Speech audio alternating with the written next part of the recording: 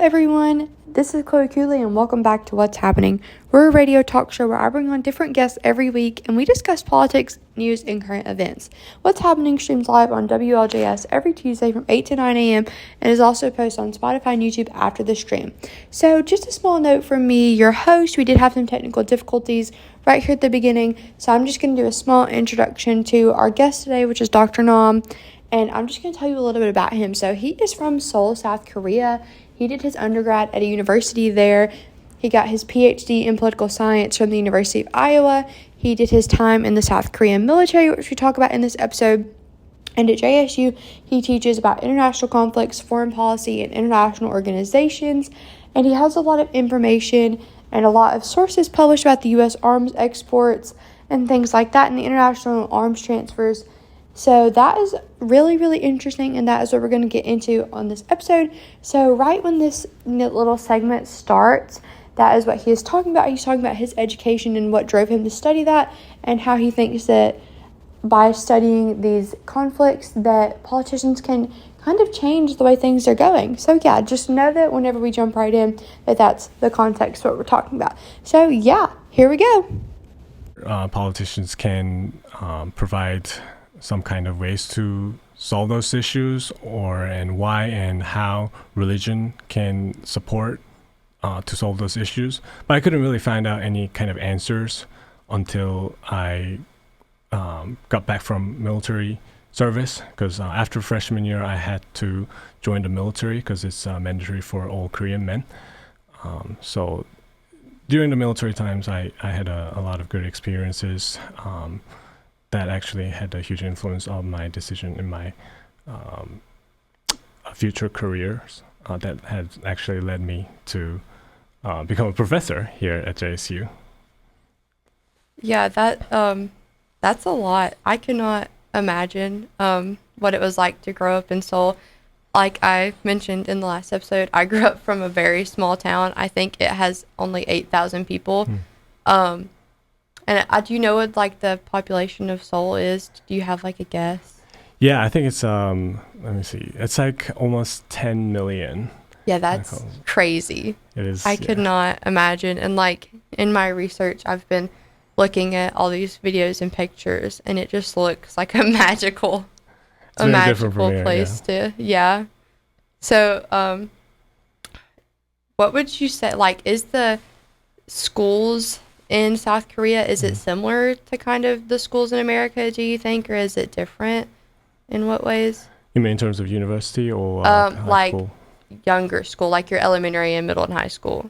I think it's in terms of year system, like elementary 6 years and middle school and high school like 3 years each. So it's pretty similar, but I guess especially at least for high school experiences, they put a lot of emphasis on getting into like a good college. So it's relatively high school students are exposed to a relatively very narrow experience as a very kind of high goal led program curriculums. But in a middle school and elementary school, it's been more similar to here, I think, in the U.S. as well. Yeah, that's really interesting. Did you have to wear like uniforms to school, or could you wear whatever? Yeah. In high school and also in middle school, we also had to wear uniforms. That's so interesting, because I did not have to do that. We had like a dress code, so it was like you couldn't wear certain things, but not a uniform at all, really. That's really But I guess it's these days more and more schools don't really require students to wear uniforms. But at least in my day, like when I was in high school, many schools were required. Yeah. That's so interesting. So, do you have any like fun stories, fun memories about what it was like growing up over there? Yeah. So, thinking back, because I think a lot of fun stories and memories I had is in university, when I was a university student. So I went to a Yonsei University, which has a big rival University, which is Yonsei and Korea rivalry. It's quite similar to the Iron Bowl between like University of Alabama and Auburn University. So every year they have like 5 different like sports match, including baseball, football, soccer, hockey, and basketball. And all students, basically freshmen and then even like seniors, sometimes go to like sports complex in Seoul, and they get all gathered together and do pep rallies. Yeah. And then after all the game, regardless of the outcome of the results, like they do a lot of like parties, like almost like 1,000 students that gather together in a campus or nearby, and then like do different games, like train game, like it's like formerly long human trains gathered together and walk around, and doing a lot of like a competition and so on. So that's kind of a really big and nice memories that I had in my university days. And also some kind of train trip and a road trip that I had were also pretty good experiences. So I travel alone on a train trip in Korea. So if you buy a ticket, which costs less than $100, you can use any train, excluding metro or subway, in different cities. But you can use all trains in Korean Peninsula for like a week. So I departed in Seoul and I went down to like southwest part, and I went to southeast, and then up north, like mid-north and so on. So it's a really good time to travel around the whole like a country, because I was born and raised in Seoul, which is the capital city, and then I didn't really have a lot of chance to look around the whole nation. So that was a good experience. And then another memorable kind of trip was a road trip. So because I did a study abroad program at University of Georgia here when I was in undergrad, and after a semester at University of Georgia, some of my friends whom I met in the study abroad program went to California and then did a road trip, like from San Diego, Las Vegas, Los Angeles, and San Francisco. It took about 2 weeks. So those are, I still remember those days, and then I enjoyed a lot. Wow, that is so interesting, and I kind of relate to that a lot. A lot of my favorite memories and experiences have been traveling. Like I said in the last episode, I think me and my friends, any excuse to pack up in the car and go, we will go. We drove 5 hours to go watch the JSU South Carolina game. So, that's just kind of a foundational part of people's lives, I think, is those fun little university years where you're just kind of just going on a road trip because you can. And that is, like what you said, is so cool that you can just get on any train and go. That's crazy. Yeah. That sounds like so much fun, though. I think it's only applicable for people who are less than 30 years old or something. Wow. So that's a privilege for 20s. That is so cool. So this is kind of an off-topic question, but I know in my research that Seoul has a lot of like food markets and stuff.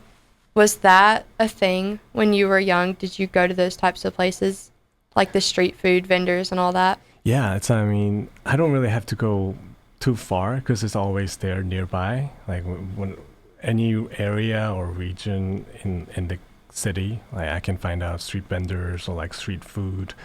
So that has been, I don't know, I feel like it's always been great. Like I took it for granted.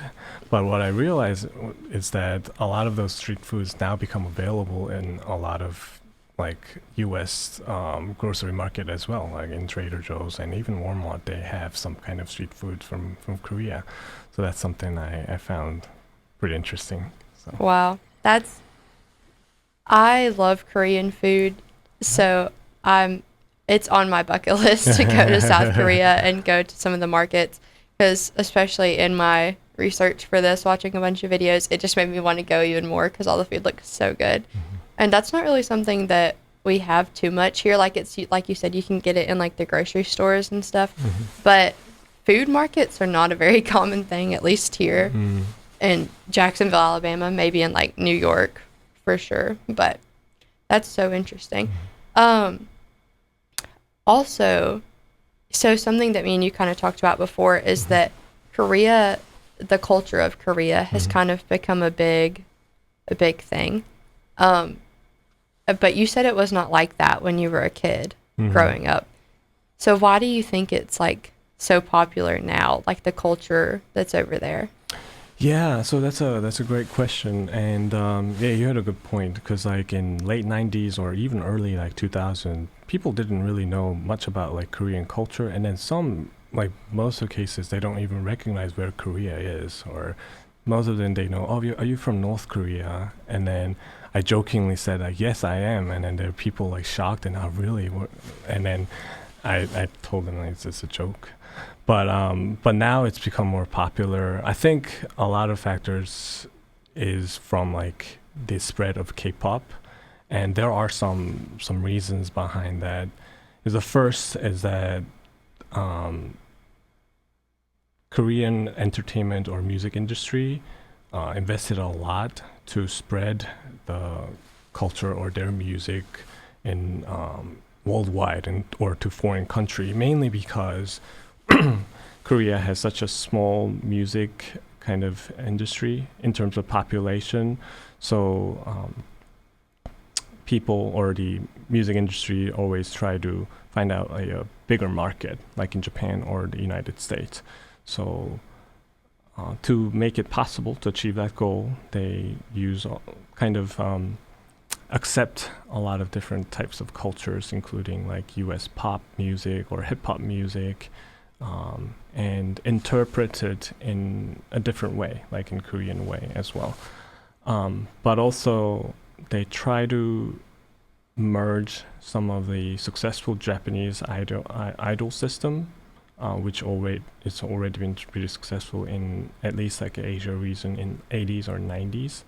So this is my personal opinion, but I think those kind of combination of both like a Western style music, maybe including EDM from the European countries, and also like a US music system and Japanese idol management system.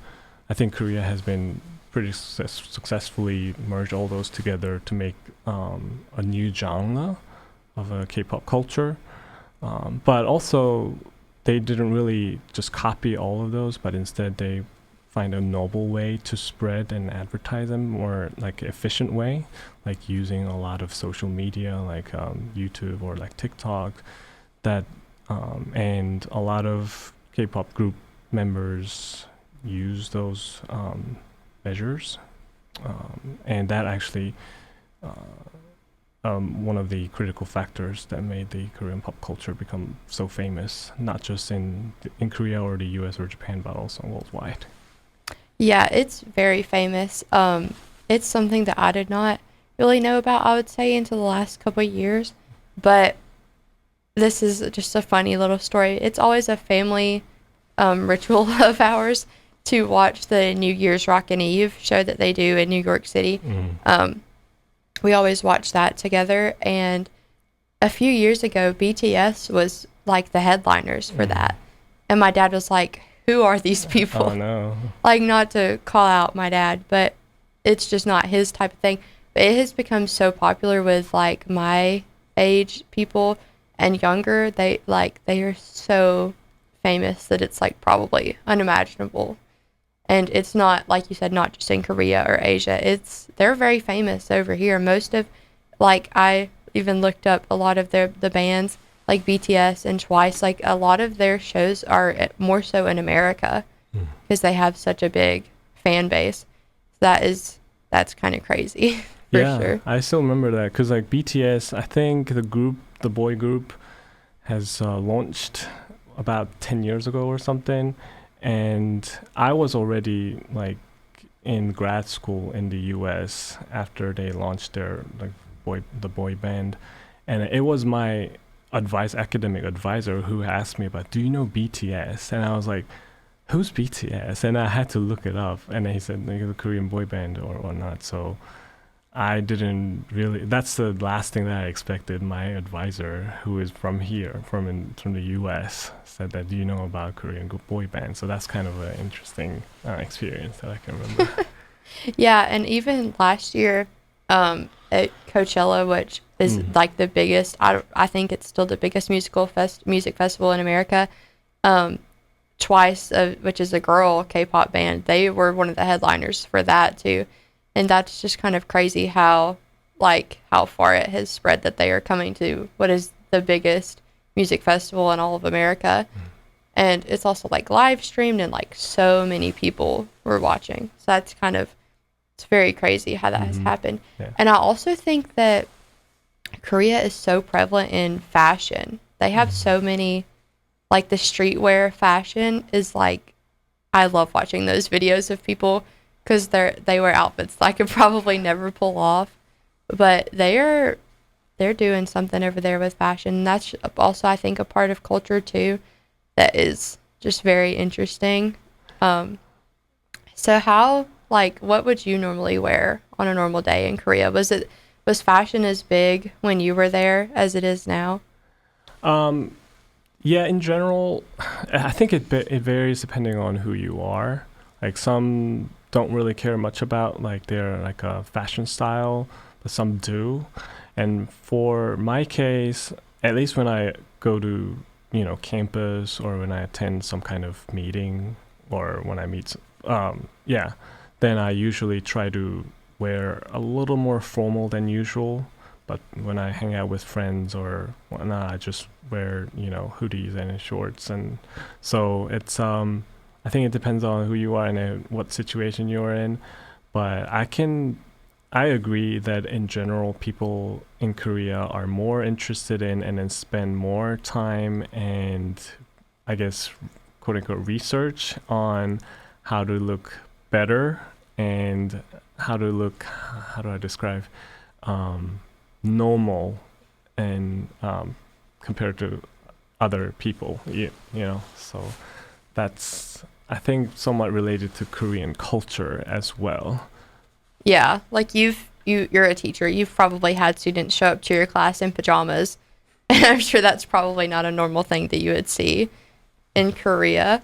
So when you lived in Korea, how much did you know about America or like what were your thoughts about America? Yeah, so that's a good question. So America or US in general, that's something always is a constant for in almost every aspect in Korean society. So political sense, economic and social issues. If you do a little more research on any of those issues, you can find out the influence of the U.S. So, um, like politically, you can think about North Korea issue and Asia security, and then that's a huge national security issue in Korea. So the role of the U.S. has been always important. Economically, the Korean economy has been like growing so fast since the Korean War, and then one of the most contributing factors is the U.S. aid. Although that was like a um, most contributing factor in the initial period, and then later on, like Korean government and different companies were able to establish their own kind of fundamental power to keep growing the economy, but it is unavoidable. We cannot deny the role of the U.S. economic aid and Korean economy. And also socially, like K-pop is also largely, as I mentioned earlier, influenced by the pop culture. And still, a lot of K-pop artists have collaboration with many music artists in the U.S. And like Michael Jackson or like a Taylor Swift are very famous and then popular artists in Korea. Maybe it has been changed by now, but at least when I was in Korea. So yeah.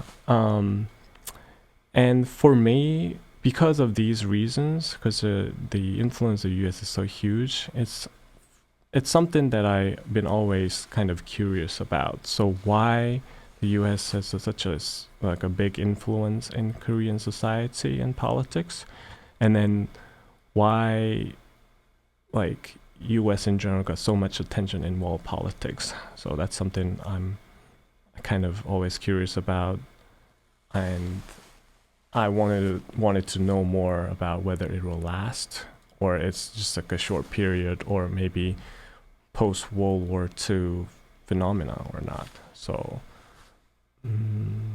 that, and then I have some kind of good and bad memories about the U.S. personally. So maybe good memories is that some of my family is like connected to the U.S. So like I mentioned, like my uncle did his PhD in Oregon State, and my grandfather met grandma in the U.S. military post in Seoul, because they work both as a civilian worker there. So there's a personal family background connection with the U.S. military and then U.S. academia. But I also had some bad memories in terms of social issues, because in Korea sometimes U.S. military personnel involved in like crimes or violation of law, and not all of them. It's a very few cases, but when it happens, it reveals some kind of inequalities that exist between the U.S. and Korea, because those military personnel didn't really punished by Korean law because of the extraterritoriality. So they had to send back to the U.S., and it's the U.S. government or the military who decided whether they'll punish the person or not. So recognizing those kind of issues made me want to know more about what's going on in like U.S.-Korea relations and the power of the U.S. and its influence in world politics. Yeah, that is very interesting. I'm always interested to know what people from other countries know America for, know what they know about America. For me, from my perspective on Korea, like I mentioned in the last episode, I did not know a lot about politics until a few years ago. So I knew nothing, basically. I knew where it was because I'm very good at geography. I have a lot of maps and globes in my room. So I like knew where Korea was, but I did not know anything about it.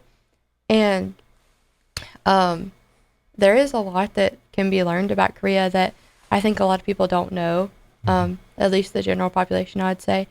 And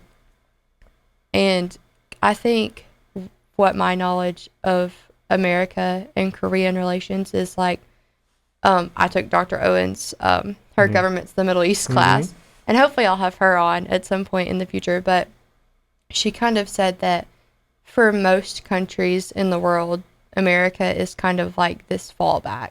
It's like, you know that they're always going to be there, that they'll always help you if you have them on your side type of thing.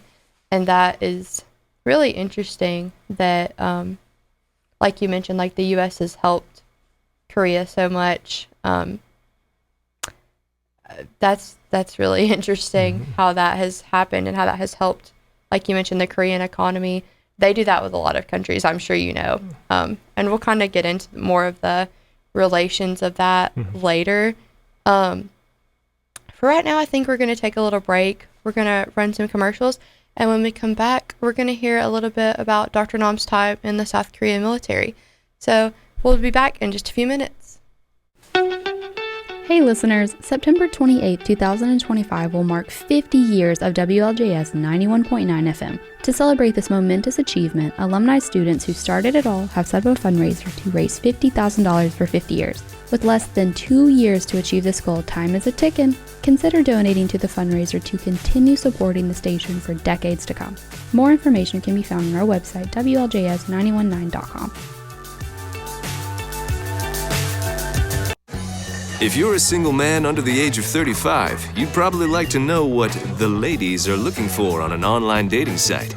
A guy who had a few drinks and later got pulled over for buzzed driving. See, that could cost you around $10,000 in fines, legal fees, and increased insurance rates. And doesn't a guy who's back living with his parents but calls them my roommates just scream Mr. Right? Buzzed, busted, and broke. Because buzz driving is drunk driving.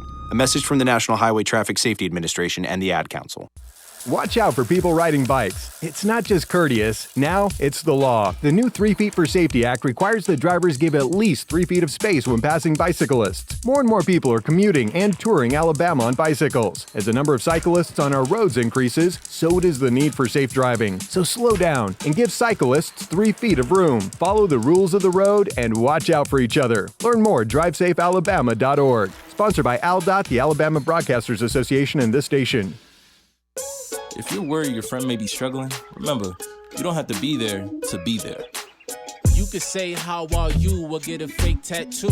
You can ask with an app if it works for you. You could write them a text or knit them a sweater. If you can't be together, you could write them a letter. Whatever gets you talking. Whatever gets you talking.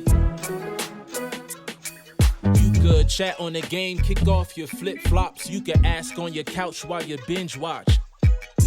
However you do it, you gotta ask a friend. And if they don't share, you can ask again. Whatever gets you talking. Whatever gets you talking.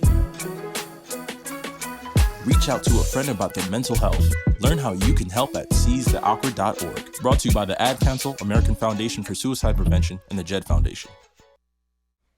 Okay, everyone, we are back from our little break, and we're just going to talk a little bit about Dr. Nam's experience in the South Korean military, because I think that is so interesting. So, yeah, can you tell us all about that?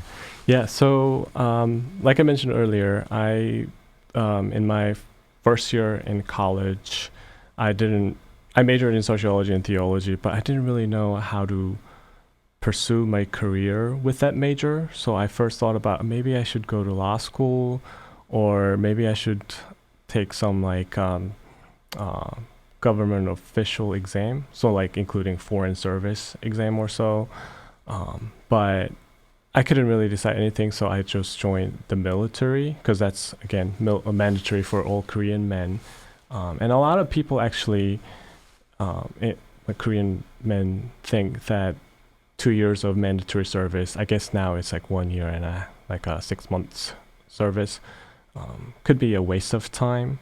So I really didn't want to, quote unquote, waste the time. So I searched some other opportunities that possibly serve the military in a different or better way.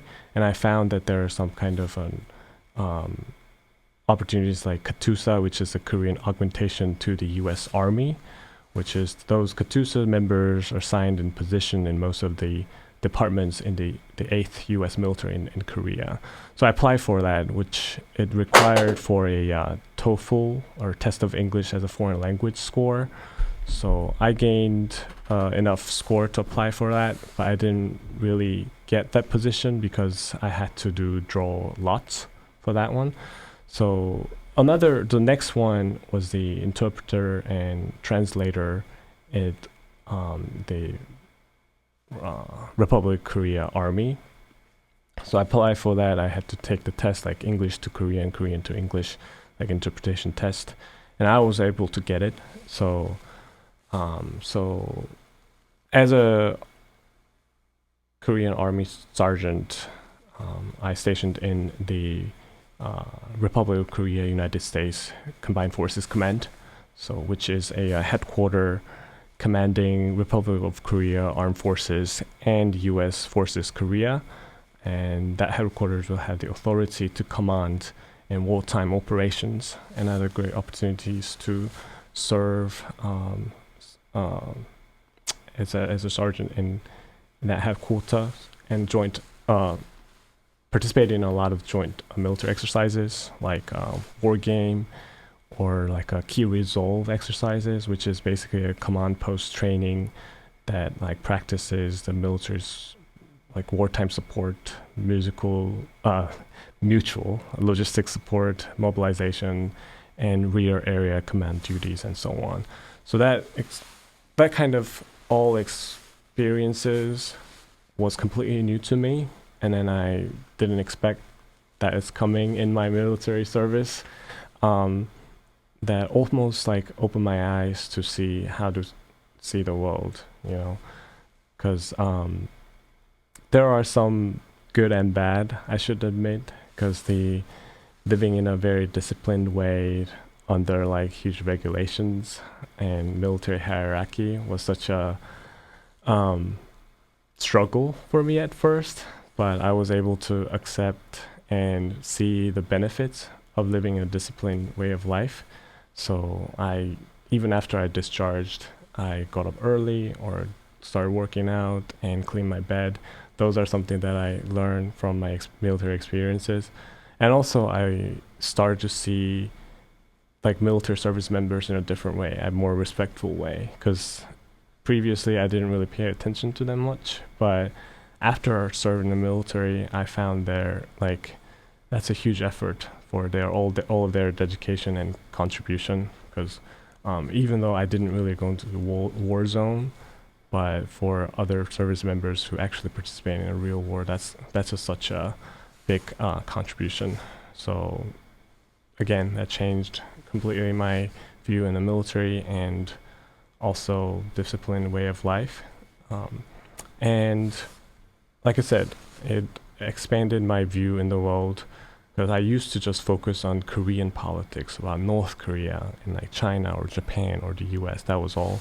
But I realized after working with a lot of US service members and participating in war game, I was able to see that the US involved in multiple conflicts in the world, and then a lot of decision makers try to figure out and manage those different situations in a more balanced way. And that requires a lot of decision-making processes involving not only just the military elites, but also politicians as well. So that kind of made me draw my attention to, okay, so this involves a lot of actors and their interests, and I got more interested in knowing about those. So that actually made me determine my career. Even after I discharged the military, I thought about taking the foreign service exam in Korea. I realized that might be not my best interest, that served my newly interest in my new career. So I decided to go to grad school in the US and learn more about international politics and international relations. Yeah, that sounds challenging for sure. I could not imagine how much of a transition that was for you. So you might have said it, but how old were you when you started in the military? I was 21, I think. Wow, that's how old I am right now. So it's I could not really imagine that kind of transition. For you personally, was it hard to kind of go off on your own, that type of thing, and leave and go to a completely different, like you said, different way of life? Mm-hmm. Of course, I had my own room, when I was living with my parents, but then suddenly I had to start sharing old beds with 15 to 20 different men in a barrack. It's no, I can't do this at first. I struggled a lot. But like I said, once I get used to those discipline and regulations, although I struggled a lot, once I see the benefits of it, I was able to adjust it. Excuse me.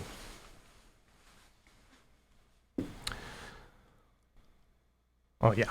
Yeah, that is, I'm sure it's something that you can adjust to. It definitely sounds very difficult. Was it emotional to kind of leave your family, your parents?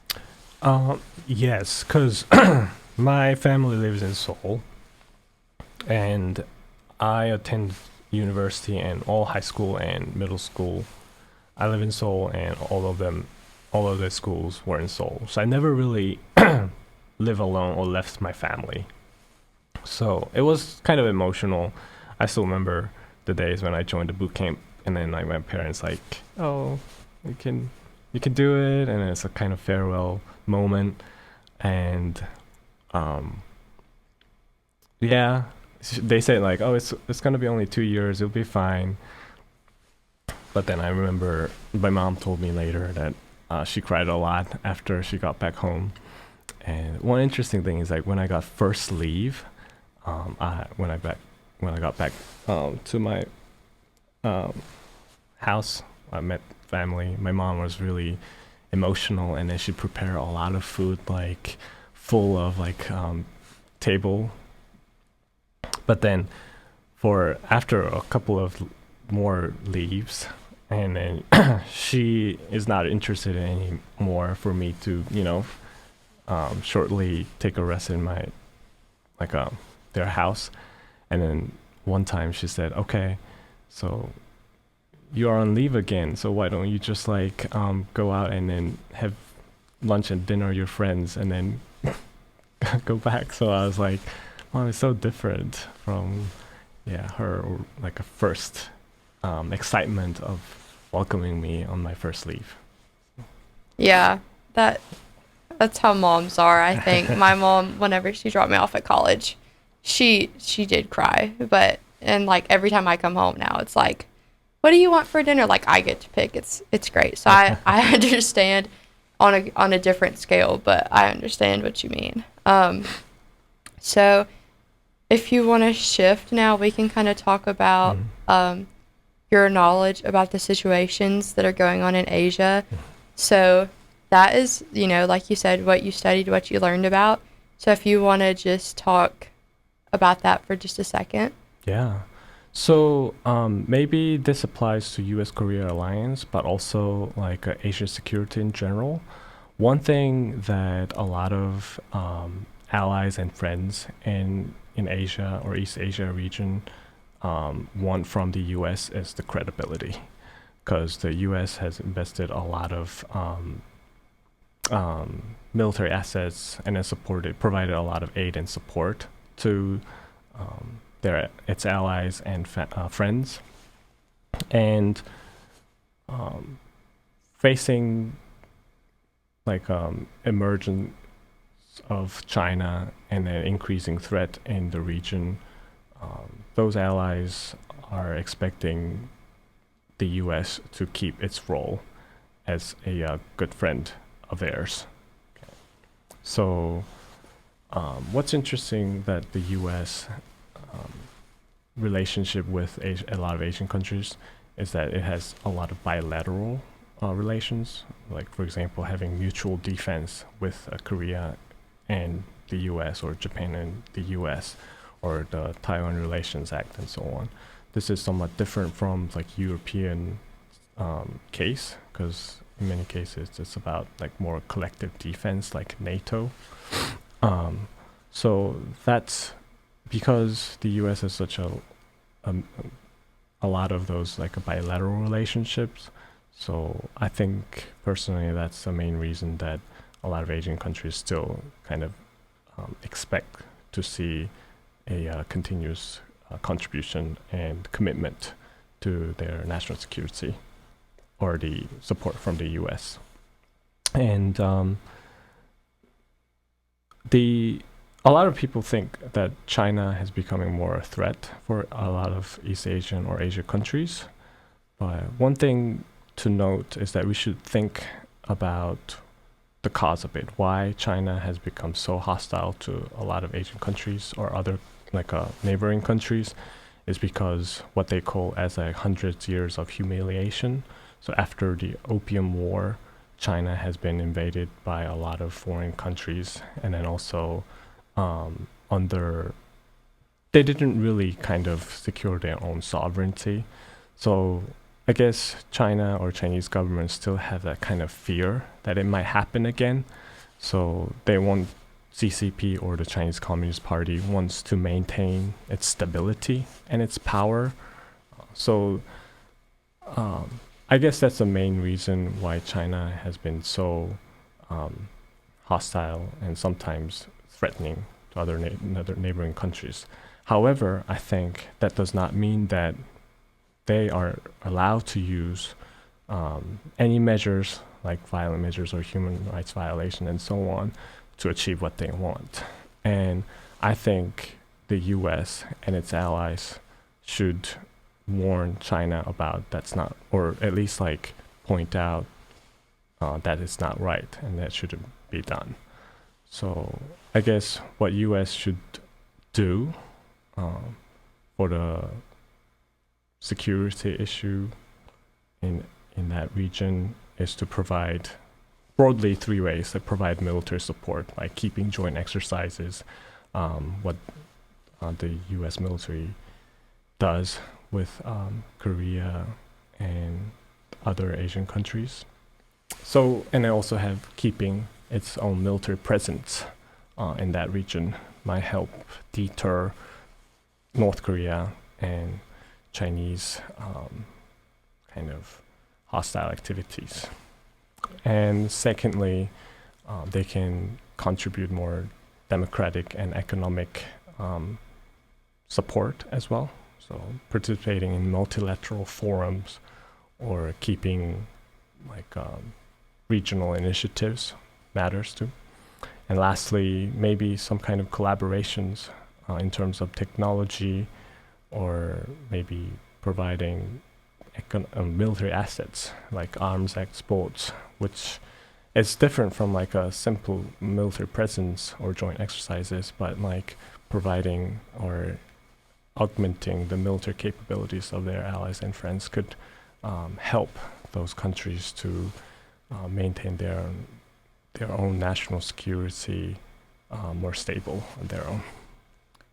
Yeah, I think you bring up a great point about the military presence, because it kind of makes me think back to, it was a year or two ago when the U.S. withdrew some of our troops from Afghanistan, and a lot of really bad and terrible things happened because of that. Yeah. And I think you really cannot underestimate the power that just keeping a military presence in a country can have in deterring, like you said, like deterring certain actions that we do not want. So you mentioned like China as a threat, which they kind of are. You know, you never know how things can go. Do you think that North Korea is a threat in any way right now, or will be in the future?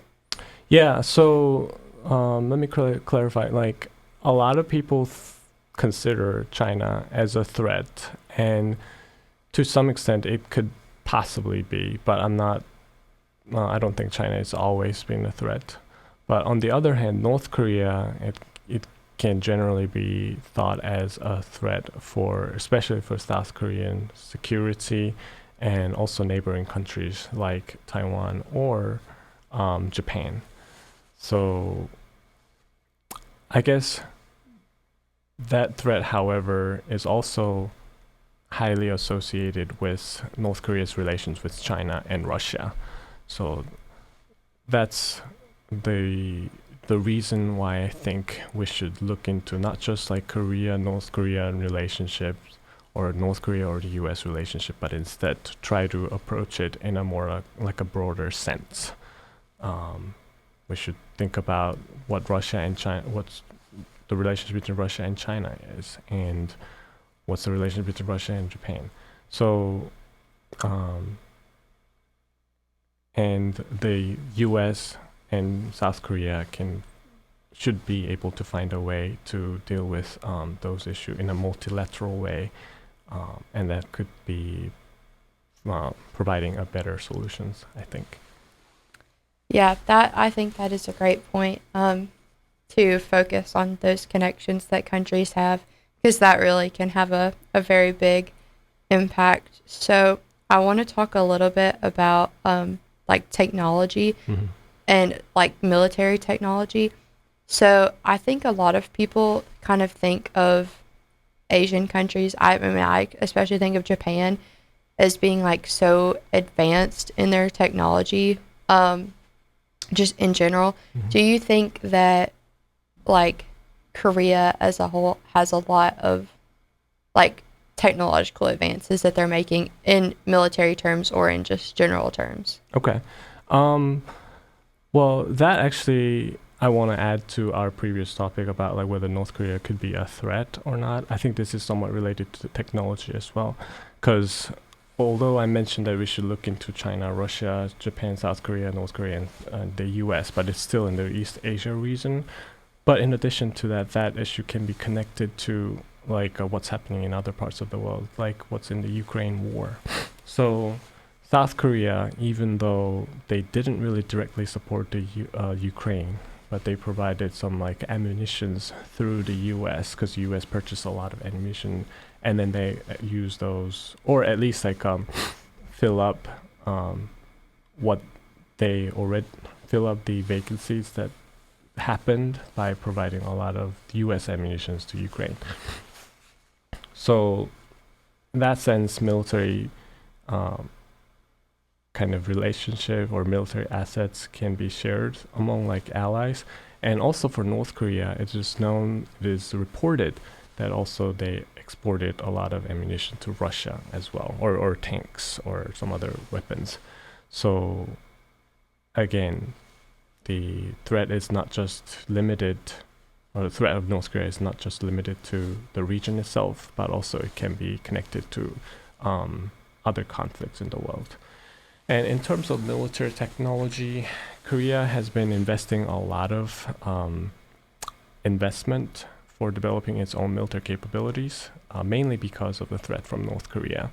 So that happened like in 60s and 70s, and then now it becomes a military, not like a top, but one of the military powerhouses, and then has been able to get a lot of contracts to selling their own military assets, like I think in like Poland, for example. And then I think I saw the news today, they also made a contract with selling, I'm not sure there's a tank or the aircraft, to Saudi Arabia. So that's one of the becoming more of an important security asset for South Korean government. And I guess that's again contributing factor was the constant threat from North Korea. But in terms of general technology development, you may know like Samsung or Kia or like Hyundai, those were able to develop well, mainly out of necessity, because Korea is such a small country and they don't really have any resources to use or export. So, but instead they have relatively well-educated labor. So all they can do is to kind of find the industry that can be more profitable using like a well-educated laborers, but not necessarily like too much resource required, but it's more about the technology that they need. So I guess that is the first factor. And the second one is like competition based approach, because once the Korea started to develop all those technologies, automobile industries or like weaponaries or like semiconductor industries all kind of was already taken by a lot of major developed countries like Germany or Japan. And South Korea need to catch up a lot to take some portion of those industries. And that way, like many conglomerates or the companies try to be more efficient and develop their own technologies, investing a lot. And then that might have had a bad influence of labor rights or employees' rights, but at least that made Korean companies and Korean technologies in general become more kind of stronger, and was able to take quite a lot of portion in advanced industries. Yeah, that's really interesting. I've never thought about it that it was, like you said, like out of necessity, because they don't really have very many resources. Mm-hmm. That is a very interesting thing to bring up, because America, we have a lot of resources, Mm-hmm. but that is very interesting. So we are nearing the end of our show, and I'm going to just kind of do the question that I'm going to ask all of my guests. So basically, in like a short answer, what would be the thing that that the audience should take away from today, Okay. that you would, just in your opinion? Yeah, sure. Maybe I would like to start with end with a quote from director of Parasite. The Parasite is a movie that got an Academy Award for the Best Picture. It's a great movie. Yeah, and director Bong Joon-ho, he said, "Once you overcome the 1-inch tall barrier of subtitles, you will be introduced so many more amazing films." So I think it's also applicable for our JSU community and then students here, because if a little bit of efforts, you will have a lot of opportunities to see the world broadly, and then that could possibly influence your future life and your career as well. So, for example, study abroad program with many universities in many countries available. 3 study abroad opportunities for South Korea universities, so take a look. And also, JSU provided a lot of resources, like in the February 8th, South Korean diplomat will visit virtually to share his experiences with our community. And on the 15th, a retired Major General Kramers will visit as a guest lecturer as well. So he has a lot of experience in the U.S. Army and the Army National Guard, and also served as in the FBI. And also the political science department has a lot of different classes or courses that can broaden your perspective on how to see the world. So I would say that a little bit of efforts and that will expand your views, and I think it will have a huge impact on your future life, as I did.